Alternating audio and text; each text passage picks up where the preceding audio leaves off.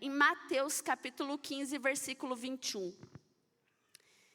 Quem tem alvo não perde tempo com distração. E a distração, ela rouba assim a gente tão facilmente. Meu Deus. Ó, a pessoa está lá caminhando, né? E falar para vocês, lugar que mais nos distrai, sabe qual é? Celular. Pensa numa distração do mundo moderno. Eu sei, já confesso, Daniele sempre me chama a atenção. Vou parar com essa mania de dirigir e mexer no celular. Perdão, irmãs, eu vou parar com isso, tá bom? Amém, aleluia. Vou parar. Né? Já estou confessando aqui. Pecado confesso, arrependimento não faço mais. Amém? Aleluia, glória a Deus. Então, isso daí distrai a gente. E esses dias, eu tenho o André, eu tinha 19 anos quando eu fiz a carteira. 19, deixa abaixo. Até faz anos que eu tenho a carteira, faz anos. E infelizmente, eu estava distraída no celular e dei uma bitocada no carro da frente. Meu Deus. Pois é. Daí, por sorte, não deu nada. Ok. Mas o que poderia ter acontecido de pior? Ou seja, eu não estava com o foco no alvo. Qual era o alvo? O caminho da casa. Eu estava distraída.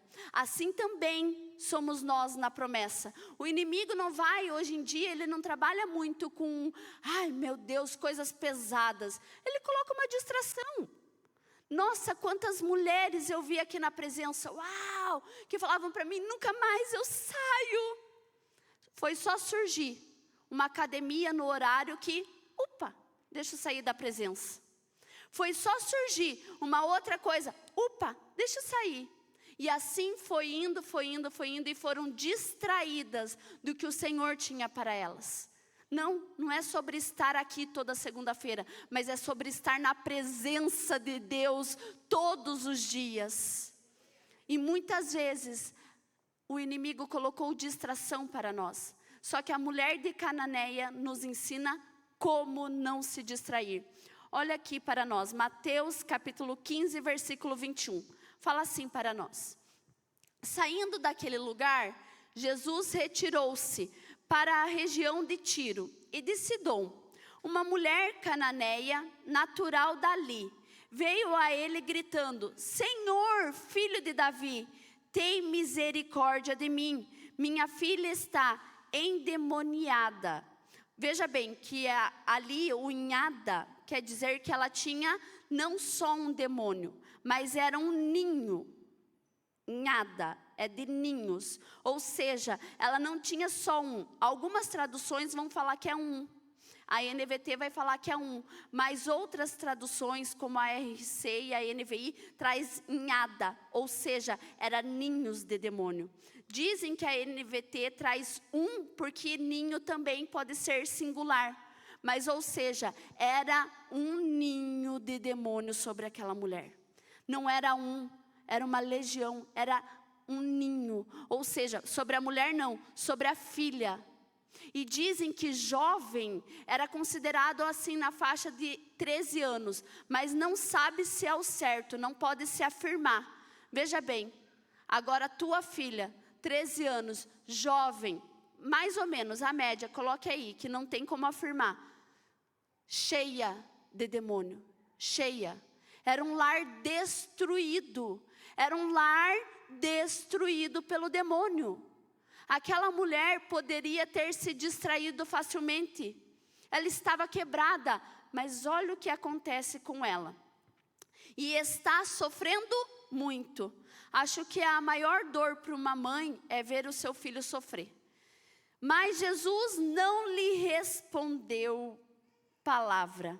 Então seus discípulos se aproximaram dele e pediram, manda-a embora, pois vem gritando atrás de nós. Ele respondeu, eu fui enviado apenas às ovelhas perdidas de Israel. A mulher veio, adorou-o de joelhos e disse: Senhor, ajuda-me. Ele respondeu: não é certo tirar o pão dos filhos e lançá-los aos cachorrinhos? Disse ela: porém, sim, Senhor, mas até os cachorrinhos comem das migalhas que caem da mesa dos seus donos. Jesus respondeu: mulher, grande é a sua fé, seja conforme deseja. E naquele mesmo instante, a filha foi curada. Alvo certo, alvo atingido, alvo certo. Mas veja bem, a palavra nos relatou que ela era de Cananeia. Era o local físico dela. E depois em Marcos, se eu não me engano, vai falar que ela era grego-felícia. Ou seja, era grego a cultura dela. E antigamente, a cultura grega, ela era uma cultura muito aberta. Era uma cultura não contra o judaísmo, mas que envergonhava, porque eles tinham vários deuses, eles se deitavam com várias pessoas, e aquilo trazia algo que não era o que Jesus ensinava. Então aquela mulher tinha uma cultura totalmente diferente. Veja bem, ela não era escolhida. Mas vamos lá, Jesus é 100% homem e 100% Deus. Então Jesus é onipresente, onisciente e onipotente. Jesus já sabia que iria libertar a filha daquela mulher. Mas Ele nos ensina, tudo que Jesus traz para nós é como exemplo. Jesus sabia que Lázaro ia ressuscitar, mas mesmo assim Ele chorou. Por quê? Para mostrar para nós que nós temos emoções, que nós somos de carne e osso. Ou seja, Jesus quis mostrar através daquela mulher que Ele ia libertar a sua filha, mas Ele quis mostrar, ei, muitas vezes vai vir o silêncio como resposta. Porque a primeira vez que a mulher grita para ela, grita para o Senhor, ela fala assim: Jesus, filho de Davi, tem misericórdia de mim. De mim não, fala, tem misericórdia, né? E a primeira coisa que Jesus entrega para ela é um silêncio. Quantas vezes nós estamos aqui e o silêncio nos distrai? Porque nós amamos ter resposta de Deus. Eu sou uma. Eu adoro. Gente, por que eu falei que eu gosto, que às vezes eu tenho que pôr a mão na minha cabeça? Eu amo receber profecia. Eu amo mesmo. Profeta está vindo, eu já escuto. Yes, me derramo. Eu gosto da resposta do Senhor. Mas e quando nós passamos pelo silêncio? Quando Jesus não responde aquela oração, então nós nos distraímos. Então nós ficamos, para lá, para cá. Nós ficamos em dúvida, mas será que esse é o meu alvo? Será que é isso que eu devo fazer? Deus, eu estou orando pelo meu casamento, mas o Senhor não mostra se eu devo permanecer tentando forjar esse abençoado que o Senhor colocou do meu lado? Ou se eu desisto de orar por ele? Quantas vezes o silêncio de Deus, o silêncio. Mas ei, posso te falar uma coisa? Seja maduro o suficiente. Ou seja, se Deus te deu uma palavra que a sua casa vai servir ao Senhor, caminhe nisso, não desista. Ore pelo seu lar, ore pelo seu marido, ore até ele ser forjado pelo Senhor. Só que daí nós ficamos para lá, para cá, quando não tem a fala, quando não vem alguém nos entregar algo. E aquela mulher fica de frente com Jesus, porque ela não era aparentemente escolhida, porque ela não era chamada para aquele momento. Daí aquela mulher, depois de falar, o que acontece? Os discípulos, mestre, fale para ela sair. Ou seja, quando você estiver para o seu alvo, para a sua promessa, para o seu sonho, vão se levantar vozes falando, não vai conseguir. Não vai dar certo. Essa oração não é para você. Isso não é o teu lugar. Você canta muito mal, sai daqui. Você não vai progredir aí. Quantas vezes as vozes contrárias se levantam? E aí? Para quem você vai dar importância? Para a voz que se levanta ou para a voz do céu que já determinou na sua vida? Nós às vezes escutamos mais o que o inimigo falou a nosso respeito do que o que Deus fala. Então aquela mulher, os discípulos falam, mas ela parou? Não. Ela continuou, ela insistiu. Por quê? Mira no alvo, vai, continua, mira no alvo, vai, insiste, mais um pouco, continua. Eu gosto muito de uma apresentação, eu já falei aqui para vocês, que eu vi há anos atrás, quando eu e o pastor Romeu Júnior, a gente foi fazer uma capacitação de células. E daí nessa capacitação trouxeram esse teatro, em torno de uns 15 anos atrás. E esse teatro era assim, era uma mãe gritando. Era uma mãe gritando não, era um filho gritando no inferno, falando assim, mãe, era só mais uma oração. Mãe, por que você desistiu de orar? Mãe, por que você não orou mais um pouquinho? Mãe, era só mais um convite para ir na igreja. E se fosse hoje o teu marido, mulher, por que você desistiu de mim? Mulher, por que você desistiu do nosso casamento? Mulher, era só mais um pouquinho de paciência. Quantas vezes nós estamos à beira de conquistar, de no alvo, mas estamos desistindo, porque está tudo falando que não, você não vai conseguir. Nós precisamos ter foco no alvo, foco no alvo. E olha que interessante, porque a primeira coisa que Jesus responde para ela ainda depois é um não. É um não, agora não. E a gente se depara com um não de Deus às vezes e já quer parar. Meu Deus, eu não vou mais orar, chega. Olha isso, olha o que vai falar para nós em Jeremias. Jeremias capítulo 33, versículo 3. Clame a mim, nessa noite nós vamos clamar a Ele, e eu responderei, e direi a você coisas grandiosas e insondáveis que você não conhece. Minha amada, clamar é você continuar, é você insistir. Nós precisamos fazer como aquela mulher. Aquela mulher clamava, aquela mulher gritou, aquela mulher fez, aquela mulher continuou. Às vezes nós vamos achar que não estamos conseguindo, mas sabe quem não consegue? Quem não tenta.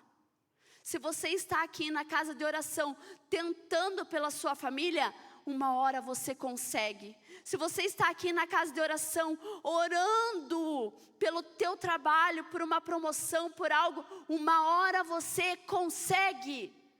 Agora quem não tenta, quem é quase, o quase é nada. O quase é nada.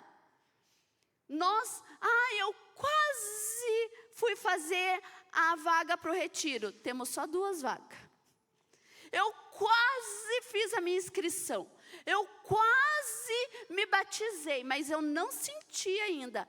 Ei, o quase é nada. Você precisa, tentar, insistir, continuar, avançar. Por que avançar? Porque a palavra sempre nos fala sobre avançar. Avançar que eu digo na voz do Senhor, né? Agora, olha o que em Provérbios vai falar para nós. Provérbios capítulo 4, versículo 25. Olhe sempre para a frente. Por que será que Salomão vai falar olhe para a frente? Continuando. Mantenha o olhar fixo no que está adiante de você. Veja bem por onde anda e seus passos serão seguros. Não se desvie nem para a direita. Olha para a irmã da direita. Fala assim, você não vai me desviar. Agora olha para a da esquerda. Você também não. Não se desvie nem para a direita, nem para a esquerda. Afaste os seus pés da maldade. Mas o que eu queria deixar nesse versículo é o início que fala, olhe para a frente. Ninguém avança olhando para trás. Ninguém vai para o alvo olhando para o passado. Ninguém vai avançar na promessa olhando para o que aconteceu lá atrás. Só que ainda é mais, porque eu não posso olhar para trás, senão eu paro. Quem olha para trás está parado, certo? Quando eu olho para trás, eu estou parada. Só que quem olha para a direita e para a esquerda, fica lento, se desvia, não tem foco. Agora em Provérbios vai falar: olhe para a frente e fixe o seu olhar. Olha para a promessa, olha para o sonho, olha para o alvo e fixe o seu olhar nisso. Fixe o seu olhar no que Deus te prometeu, não no que o inimigo está falando, não no que estão postando nos stories, não no que está sendo fofoquinha ali, não no que estão fazendo aqui. Foco no alvo. Não tenha tempo para diz que me diz que, tenha tempo para Deus. Não tenha tempo para o que... Há um tempo atrás falaram assim: ai, Fernanda, você não vê mais meus stories e não sei o quê. Falei: filha, eu não tenho nem tempo. Eu estou tão focada no meu propósito que eu não vejo stories de ninguém. E se eu vi é porque passou lá. Porque ou eu estou lendo a Bíblia, ou eu estou pesquisando alguma coisa, ou estou fazendo isso, estou fazendo aquilo, conversando com mulher. Eu não tenho tempo. Então, foco no meu alvo. O meu alvo é Cristo. O meu alvo é trazer filhas para a casa de oração. O meu alvo é ter, coroa. Eu quero ter a coroa. Eu quero primeiro buscar para mim, porque de nada adianta salvar o mundo e não ter a nossa salvação. Isso Jesus nos deixa claro. Então, primeiro eu tenho que buscar para mim e depois buscar para os outros ao meu redor. Então eu não posso desviar o meu olhar. Tá falando? Fala sozinho, tchau, tô indo. Foco no alvo. É assim que nós precisamos ser em todas as áreas da nossa vida. Porque vamos falar bem a verdade, uma mulher que tenta reconstruir um casamento, que muitas vezes aconteceu do marido pular a cerca, a primeira coisa que ela vai escutar: nossa, você perdoou, foi? Quando nós deveríamos falar: glória a Deus, continue a restauração do seu casamento, se assim você deseja. Porque esse cada um sabe de si. Só a mulher que passou por isso sabe. Ou seja, mas nós, e isso faz ela distrair. Porque o foco dela deveria ser no alvo, na restauração do casamento, não se distraindo com o que falo. É por isso que quando você tem uma promessa, um sonho, não começa a contar para todo mundo não. José nos ensina isso. José foi contar o sonho e olha o que aconteceu. Os irmãos invejaram. Eu tenho promessas do Senhor que estão guardadas 7 chaves. Guardada. E a hora que acontece, daí eu conto, sabe por quê? Porque daí a glória dele se manifestou. Então, segredinho. Eu sempre conto que eu fui num hospício, não é hospital psiquiátrico. É a mesma coisa quase, né? E daí eu fui fazer uma visita lá e tinha um rapaz. E ele olhou para mim e fez assim, Deu, né? Fiquei meio, o que vai fazer? Ele fez assim,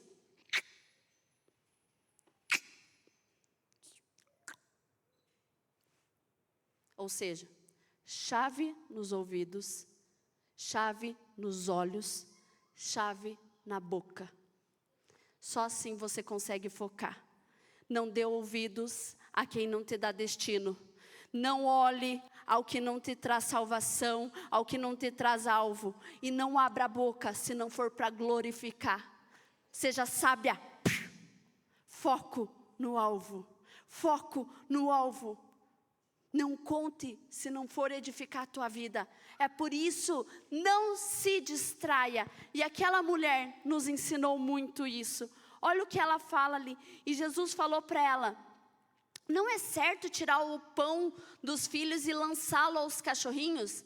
Disse ela, porém: sim, Senhor, mas até os cachorrinhos comem das migalhas que caem da mesa dos seus donos.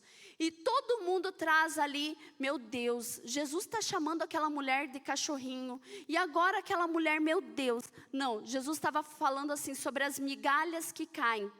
E aquela mulher mostrou tanta fé, sabe por que ela demonstrou fé? Porque ela falou assim, até o pouco teu, Senhor, contigo é muito. Ela falou, até as migalhas tuas, Senhor, contigo é melhor do que sem ti. Aquela mulher, por isso que Jesus falou, uau, mulher, grande é a sua fé.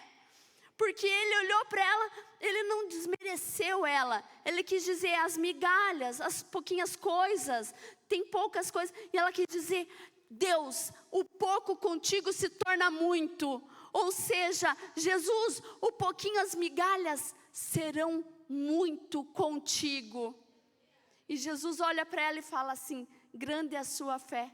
Ou seja, Jesus já deu a libertação para ela, só que mostrou através da vida dela. Às vezes, nós vamos achar que estamos não conseguindo o alvo, mas se eu insisto, se eu permaneço, se eu resisto, eu prossigo para o alvo. Foco no seu alvo. Coloca os olhos naquilo que Deus está colocando na sua vida. Então Jesus fala, só que nós estamos falando muito sobre foco, foco, foco. E eu queria ler para vocês agora, em Colossenses, que vai nos ensinar sobre ter foco. Colossenses capítulo 3, o versículo 1. Colossenses é um dos livros que eu mais gosto, assim, gente. Ali, olha, pense num livro que eu amo. Colossenses fala assim, o 3:1. Portanto, já que vocês ressuscitaram com Cristo, procurem as coisas que são do alto, onde Cristo está assentado à direita de Deus. Mantenham o pensamento nas coisas do alto, ou seja, foco nas coisas do alto, e não nas coisas terrenas. Aquela mulher queria libertação. A libertação é coisa do alto. Sabe, quando eu desejo as coisas que vêm do Senhor, quando eu desejo, por que esse emprego não deu certo? Porque ia te afastar da presença. Por que isso não aconteceu? Porque não era uma coisa do alto. Porque tudo que glorifica ao Pai, Ele entrega para nós. Mas se aquilo que nós estamos orando não glorificará o seu santo nome, então não será entregue para nós. Então será uma oração em vão. Mas se for glorificar o santo nome do Senhor, continua, insista, foco no alto, foco nas coisas do alto, e você vai receber em nome de Jesus.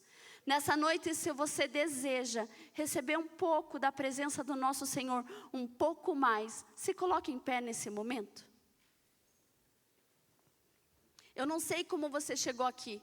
Eu vejo que nós somos uma geração inconstante. E a inconstância nos rouba de promessa. Hoje, nos derramamos, somos Maria. Amanhã, não sabemos se queremos. E assim nós não estamos nessa constância. A constância que o apóstolo Paulo vai nos falar, que o primeiro versículo continua, ele fala assim, esmurro o meu corpo. Ou seja, mesmo hoje na segunda eu vejo algumas com carinha cansada, você esmurrou o seu corpo. Porque o seu corpo queria estar deitado na coberta. O meu também. Eu esmurrei ele. Só que você esmurrou e mostrou para o Senhor Jesus que você prefere a boa parte. Que você escolheu estar com Jesus. E quem escolhe estar com Ele tem presente dEle. E quem escolhe estar com Ele tem o maior tesouro, que é a sua presença. Feche seus olhos e comece a orar ao Senhor.